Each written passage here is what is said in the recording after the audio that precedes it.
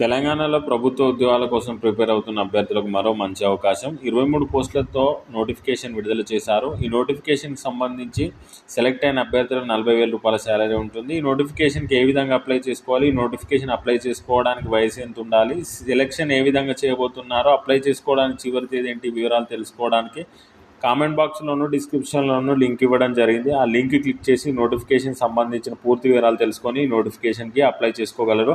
ఈ నోటిఫికేషన్ ద్వారా టోటల్గా 6 రకాల పోస్టులను భర్తీ చేస్తున్నారు.